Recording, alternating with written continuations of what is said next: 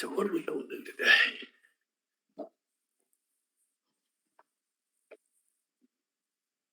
I grew up, I wanna be just like Mr. Schultz did say. Long from And then that date is the one that I'm. yeah. All right, I have 9:30, and so I will call to order the Law and Rules Committee meeting of the North Carolina Private Services Board. I also welcome our newest member to the board, Ms. Hatcher. We appreciate you asking to join us, and glad to have you here. Jeff, if you would admonish us, please, sir. Be glad to, Mr. Chairman. In accordance with the State Ethics Act, it is the duty of every board member to avoid both conflicts of interest or appearance of conflict. If any board member has any known conflicts of interest or appearance of conflict with regard to any matter coming before this Law and Rules Committee today, please so state the conflict or appearance of conflict and refrain from any deliberation and vote in that particular matter. Thank you, sir. Jeff, if you got, you want to give us an update on where we are on any of the rules that we have in the hopper? Yes, please? if you have not looked at your attorney's report yet, we have the rules that we promulgated as a result of the board's statutory changes that were effective October 1. If you recall, we did not feel that anything was pressing enough that we needed to go through the temporary rule process. We didn't have major changes, but those will be heard in the Rules Review Commission meeting next Thursday, so a week from today. And fortunately, we had very few requests for changes this time to the administrative rules. Usually there's a lot. There were just a few little tweaks. And most of the rules, though, that were amended by the statute had been amended recently. So we will have those effective April 1. There is one matter that I have been holding. This committee had requested some changes to 0.0807 regarding firearms requalification. That now that a trainer or instructor will only have to qualify after two attempts, not three. They have 2 attempts, and I have just been holding that. So as soon as we have the new version of 0.0807 that'll be effective April 1, then I'll go back and do those amendments, and we'll start the process again for that. But that's the only thing at the moment that we have queued up and waiting to be amended. But the most recent rules, and they were attached to your report last month, but they will be heard next Thursday. So we'll be through with that process for a little while. Okay, any questions, our attorney? All right, let me, I'm just gonna go over a couple of things, mostly out of grievance. Some of these may or may not affect the rules, but I'll start with, there was an issue yesterday with a counterfeit registration card. And one of the suggestions was made that maybe we look into a different type of card, possibly with a hologram on it. And I think I would like to ask staff to look into that and get us some information. I'm not sure if that would require a rule change where we put that terminology in the rule that the card would be however we want to describe it, the holograph card, to make sure that we don't have any counterfeit things. But if you could just look into that and give us some price information based on that card, what it would cost us to possibly upgrade to something that is a little more foolproof. The next issue, we had a case in grievance that dealt with unarmed security guards carrying basically pepper ball guns. These weapons are made by a company called Humorex, and they're made to look like Glock 17, Glock 19, Smith & Wesson M&Ps. They shoot a 43 caliber ball that is loaded with an irritant. But they also, according to the individuals yesterday, and what really kind of worried me was that they also shoot an aluminum ball, because he mentioned that they were more effective, I guess, in the wintertime with people wearing coats. So I have a real concern with that, and I'm not sure. We don't regulate anything but firearms. That is not a firearm by definition because it doesn't use a burning powder, it uses compressed air to fire. I asked the question if they'd received any type of training. If you're not familiar with less lethal weapons, these things are designed to be fired at the ground, fired at a thigh, not fired towards the neck, not fired towards the head. Even a pepper ball in the eye can be devastating. So I don't know if that's something that says that we need to look at.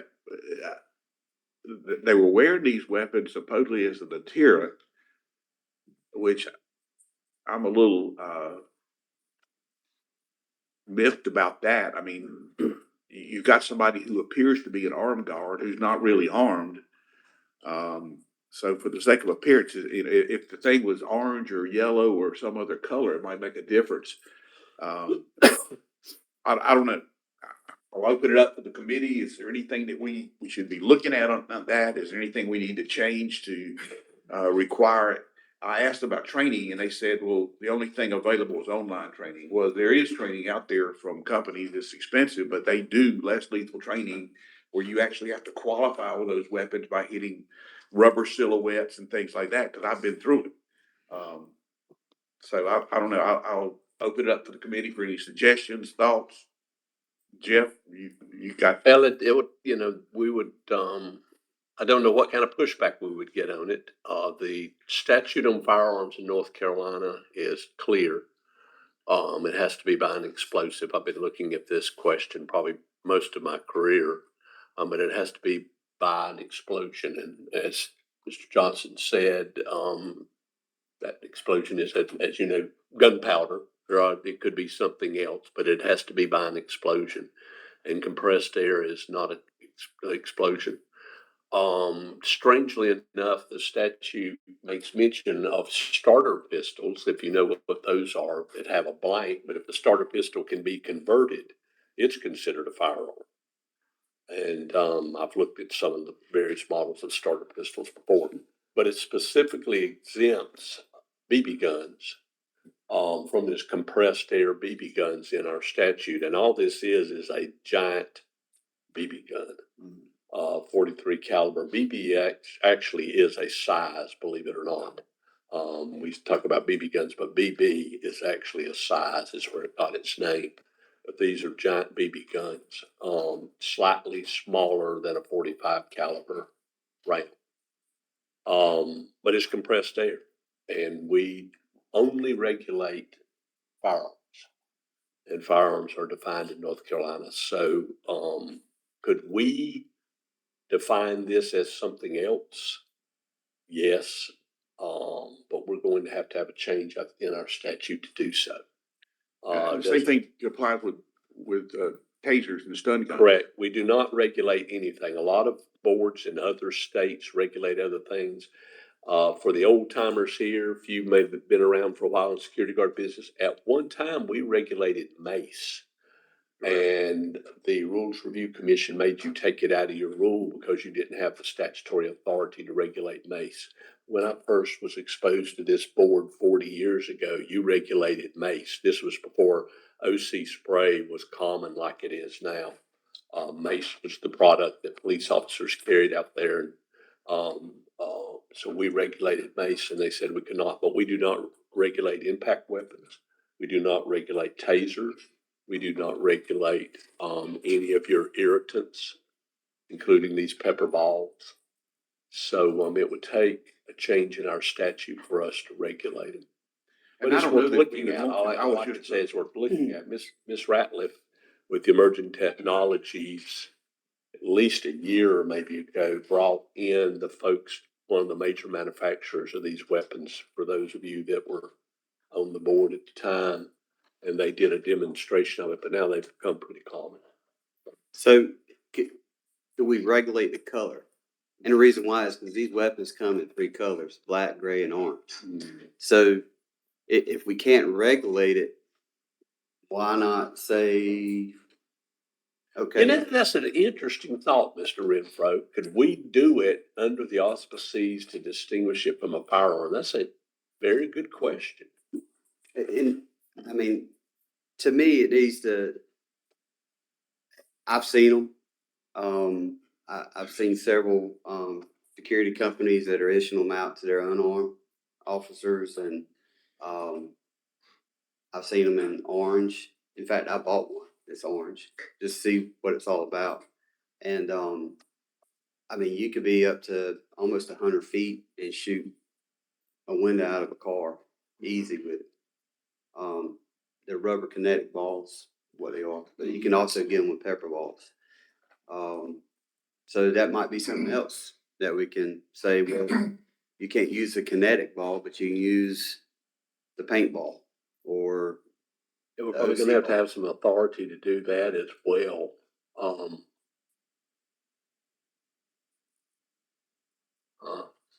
That's a really interesting thought if we could regulate the color the of it, color. Yeah.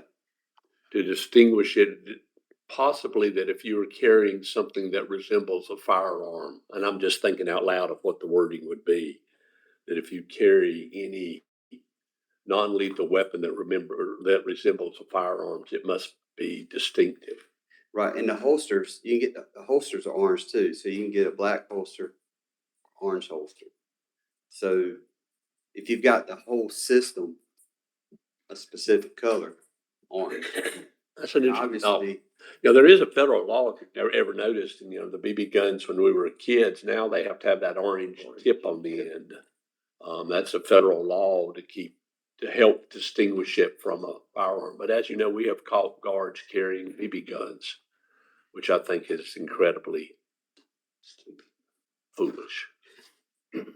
just a thought. Well, yeah, and if y'all would just Yeah, I'll think about it and. that is curious if we could regulate the color. That's a possibility. And as you know, tasers oftentimes are yellow, Mm-hmm. have a yellow grip on them or handle. It's a curious question. I don't know. I'll give it some months. This really good. See what I can find out. Yeah, please. While we're on that topic, Yes, sir. can I mention something else? Yeah. So one of our investigators showed me several pictures yesterday of a security officer that is carrying, and I've seen it. I actually saw something very similar to this downtown Raleigh. Security officer carrying a machete. But I've also seen them where they're carrying, I can't think of what kind of knife it is, but the knife is about that long, So just bringing it up to you guys, like I did in training education, it's something that, if you've got individuals that cannot qualify to carry a firearm, but yet they're carrying machetes or a buck knife, as I like to say, I think that is, something eventually we're going to have to look at, So Maybe that we need to go back and reassess any weapon that's carried. Yeah, I was going to say. because they're coming out with all kinds of crazy stuff now. Oh, there are. I mean, Somebody carrying a machete. Come on now. carry one of those cold steel, hatchets that they Hatchets. have. Yeah. That thing about it is, and the weapons quotation law marks in there, the weapons laws in North Carolina and the firearms laws are very antiquated, and the concealed carry law, et cetera, are very, very antiquated. Concealed carry prohibits stun guns. So. Right. But carrying a machete in a Love's gas station. That is kind of interesting. Yeah. I mean, still a case of beer, you're going to get hacked up by a machete, I guess. I don't know, but Thank you. I appreciate that. That's pretty bizarre. Another issue that just came up in possibly look at in training and standards was we had a situation where class was taught. 35 people were supposed to be enrolled in the class. Very few of them were actually in the class. Yet certificates were issued. In our rule, there is a max in the classroom training of 35.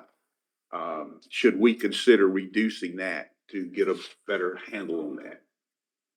How many classes of 35 are actually being run out there?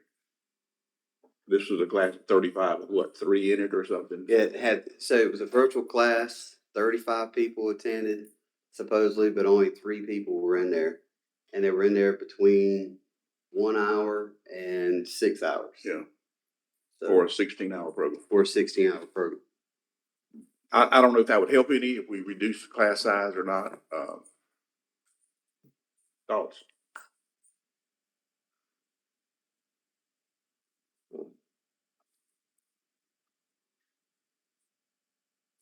All right, no thoughts. Well, I mean, I don't think as it's we were, gonna change the integrity or credibility of the It does. trainer. It does. It does. Falls on the It trainer. just makes it manageable, more manageable. I mean, you mentioned that earlier, yeah, I mean, the idea of teaching that many people. yeah, the idea of teaching that many people virtually is, virtually or in person is to me not a good thing. Okay. I think the other thing is when you say you're going to give a 16-hour course, but you only have accountability of people for an hour, or up to 6 hours. You're supposed to be there 16 hours. I think that's another issue. Another issue that was brought up was to look at modifying the guard card so that the owner of the card, the registrant, would understand that the card is only valid for a specific company. It does not transfer from company to company. Is that Yes. stated correctly? And also it can't be used for their personal use, specifically when it comes to armed guards. Right. So you can't. Do a side job. You're registered as an armed security guard with a company, and then you moonlight as an armed security for a club or something, and try to use that card versus actually working for the company under the offices of that company and armed card for that entity. So is there any thought about doing that and what it would take? Logistically, it's very easy. Okay. There's already a lot of information kind of crammed on the front of that ID card. We'd have to maybe move some stuff around, but Okay.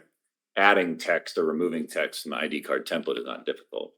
One of the problems we've run into, for those of you in the audience, is there are states that issue the card to the guard, and they can move from place to place with that card. Ours is restricted to the entity that employs them. And so we have people coming into the state from another state, they think the card is theirs and they can go from A to B to C whenever without being registered through that company, and that is not the case. So we'll look at doing that as well. I got a question about Yes, sir. that for Paul. Can you order the cards that have, on the back of the card, it can already be printed on it? And that way you're not having to put it all on the front. You can actually put it on the back. Maybe we have the capability to print on the back too. It's just more time and cost, but yeah, the back is open. We used to put stuff on the back, then we took it off. We'll let you figure out the dynamics of that. Sure. Ms. Ratliff, you had something you wanted to address, I think. Yes. So I wanted to add a background check to the transfer application for a security guard. Right now, for security guard and patrol, I believe that's the only application that does not require a background check. So if you transfer from one security company to another as an unarmed guard, you can transfer without a background check. And my only concern is if you create a crime throughout that renewal period, that new company is not going to know, and you could potentially work up to a year without that new company knowing. So I like to implement that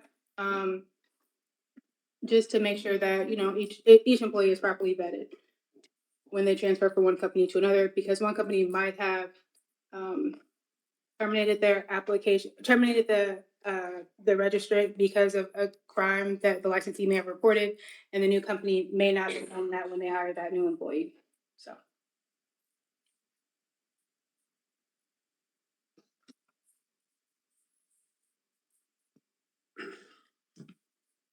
Could y'all get us some information on that? And that would require a rule change. That's what I was just checking, but most likely. Okay. Andy, did you have something you mentioned to me yesterday? Was there anything you had to bring up? Can't remember what it was. There was a lot yesterday. Yeah, it was. I think the main things was, the machete, the burners, The what? the burner gun, Yeah. and the ID. Okay. I think that's Got that covered. three. Anyone else on the committee have any additional things to discuss? In your committee? Special committee? Yes. The special committee for polygraph licensing met on the 21st of February. We came up with a very rough draft of a memorandum of agreement between PPSB and the North Carolina Polygraph Association, because they're the ones that actually do most of the licensing process. That rough draft was forwarded to staff and legal counsel for their input. Hopefully we'll have something finalized by May. Hopefully. Great. Anyone else have anything? Staff, anything? No, sir. Okay, quick and easy. Dave mentioned, you have something? I think Richard has something. Richard, you have? I've thought about, just some food for thought, but with the way things are growing, the industry is growing so much with the unarmed guards, would it be possible to go to a 2-year deal instead of every year? But that's something we can do. I mean, as far as the fees go, money wise, I mean, there could be an increase there, but, it would save staff an awful lot of work having to do this every year.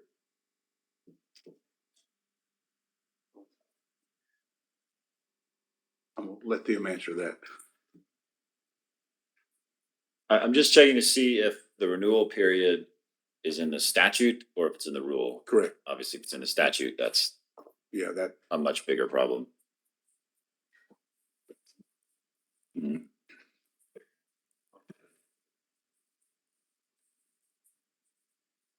It's in the statute. it's in the statute. It says the unarmed guard registration card shall expire 1 year after its date of issuance and shall be renewed every year. So, of course, it's always changeable, but Yeah, the it's a statute's little more difficult higher hurdle. because we've got short session this year, so I doubt it could be brought up in a short session. But although there is money involved, so without allowance to bring it up.